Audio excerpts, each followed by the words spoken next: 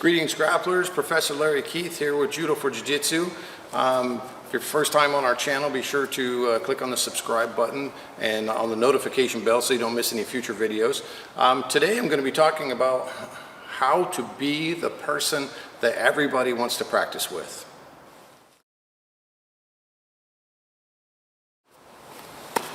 Okay, so how to be the person that everybody wants to practice with. Number one, think of the terms return on investment, ROI, right? So we talk about that in the business area a lot. And what that means is basically you get out of it what you put into it. So if you want to have, good practice partners and you want to have a good practice, it's going to be in your best interest to be a good practice partner to other people. There was a quote from Jigoro Kano, the founder of Judo, where he said, it should be your desire to be the person that everybody wants to practice with, right? So that should be your goal, is to be the one that everybody wants to practice with. If you're the person that nobody wants to practice with, that doesn't benefit you in any way. You want to be the person that when people come to practice, they say, hey, can I work with you? Can I work with you? I want to learn with you. I want to help you learn. Can we learn together? Rather than, I want to avoid that guy. He's too rough. He's too rude. There's all these different factors that can make you a bad practice partner. So try to be a good practice partner. Now, 3 rules that I share with my students all the time. Number 1 is look out for number 1 all the time. So that means when I'm practicing with somebody, I need to worry about my safety first, my safety first. And that sounds selfish in a way, but it's not really, because I need to protect myself. I need to make sure that I'm being safe in my practice. Rule number 2 is trust your practice partner, right? You should be working with somebody who you can trust, somebody that isn't going to be malicious, somebody who's not going to be careless or reckless with you, somebody who's going to practice with you for the sake of learning rather than sake of being in a contest with you in that moment. They need to be practicing with you in a method that allows both of you to learn. Rule number 3, don't trust your partner, right? And that sounds kind of, what? You just said to trust your partner.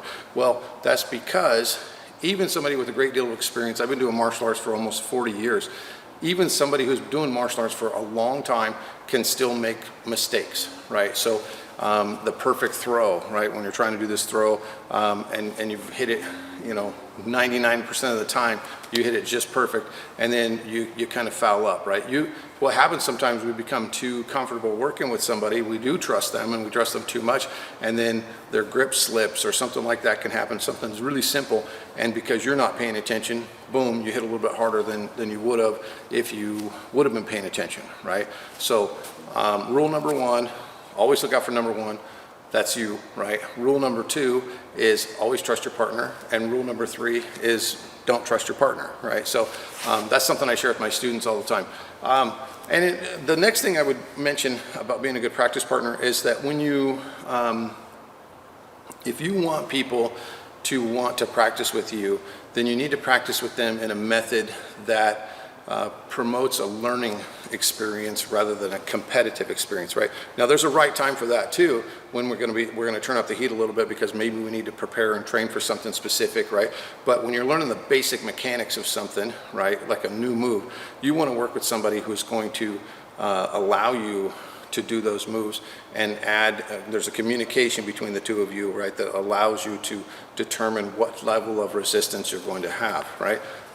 Which brings me to the next thing, right? We don't want to be over resistant with our opponent, or our partner, I mean. We don't want to be over resistant with them, and we don't want to be over compliant, right? Because you can be over compliant, and then that's really counterproductive too. So I've seen plenty of times when we're doing like some kind of drill on the ground and somebody's being what they think is a good partner, and they're being overly compliant, and then they are being like a wet rag, right? And then it's hard to move that person because they're not actually, their behavior isn't it isn't imitating what would happen in a real grappling situation. We like to feed techniques to one another when we're doing those kinds of skill drills, so that it's not a, you just don't want to be over compliant and be like a limp rag on somebody. That makes it so much harder to do things. So, and then it fits right in there with being over resistant, right? So we don't want to be over resistant, we don't want to be over compliant. Other things that make it so that people want to practice with you is practicing good hygiene, right? And I think that that gets mentioned from time to time, but usually after kind of an afterthought. But, you know, shower before you come into practice.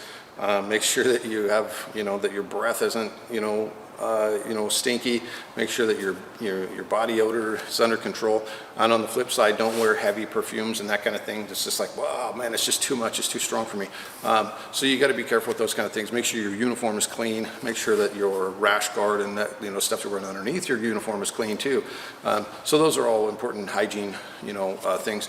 If I see somebody, or, you know, if you can smell somebody from a distance, you're really unlikely to have a desire to want to practice with that person, right? So it's like, I don't want to practice, you kind of stink, right? So manners, right, is another one. So being courteous with your partners. If you're being rude with somebody all the time, and that could be, your language, your attitude, whether or not you're paying attention to the instructor when they're teaching, or just interrupting or stealing turns, right? So sometimes we'll do that, what I call a mat hog, where somebody, you're going to do a number of repetitions and the guy keeps going and going and going and never gives you a chance to practice your drill, right? There needs to be an equal amount of time there between both people. And that brings me to the next one, which is, like I always say, less talk, more work, right? So it's okay to communicate with one another. That's super important. You need to communicate with one another, but you also need to keep the chit chat down, the idle chit chat they call it, down to a minimum, right? It's okay for us to come here, and this in the dojo is a place of camaraderie, right? In the academy and the dojo is a place where we can come and hang out with our friends and and be able to talk with them and communicate with them, and that kind of becomes our social circle in a sense. So, but we have to recognize there's a difference. There's a different time for that social interaction versus, we need to do our work, right? So, and you can do both, right? And I always say, because I've had parents, when we're teaching kids, that would come to me and they would say, man, I'm so sorry that, my kid is just talking so much, during their practice. And my observation is this: look, if they were able to talk, have a conversation with one another, and still be able to do the drill accurately, then I'm not too worried about it, right? It's when the work has to stop in order for somebody to talk that we get worried about it. If you're able to do both and communicate, and it's not interfering with one another's training, right, then I think it's not such a horrible thing, right? But it does need to be, kept to a minimum and kept on track with what we're working on typically, right? So those are a few little pointers for, how to be the person that other people want to practice with. I think that that's super important for your growth. Like I said, you definitely don't want to be the person that people fear practicing with, or people that, just don't want to practice with. Now, there's a difference too with some things that can be challenging, right? So I remember when I was first learning judo, I was probably a brown belt by then. I was a brown belt. And I remember that I had certain people that I liked practicing with because my techniques worked well on them, right? And then there were a couple of guys. I remember this one guy, he was about the same size as me.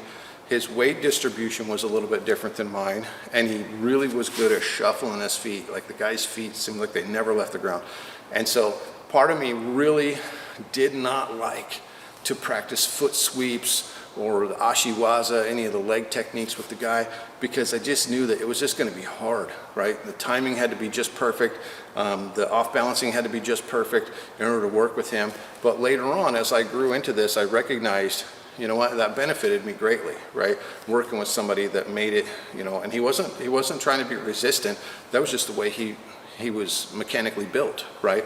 So when practicing with him, at first, it was one of those things where, man, I just don't want to practice with that guy. It's too hard, right? I'd rather practice with these people that it's easier for me to practice with. And then I realized later on, like I said, as I grew, that I benefited greatly from practicing with that particular person. And then it made my application of the techniques so much better on, a variety of body types. So that's not a bad thing, right? That means that sometimes you're going to practice with somebody who's a little bit bigger than you, a little bit different body type than you. Sometimes smaller people are even, a little bit more challenging to work with too.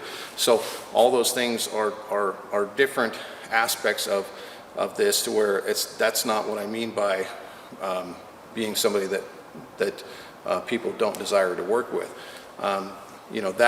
that's something that's a whole different topic altogether. So we will address that later on as well.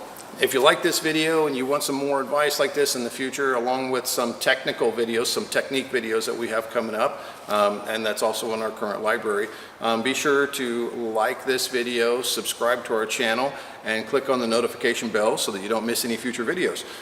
Thanks for joining us today, and I will see you next time.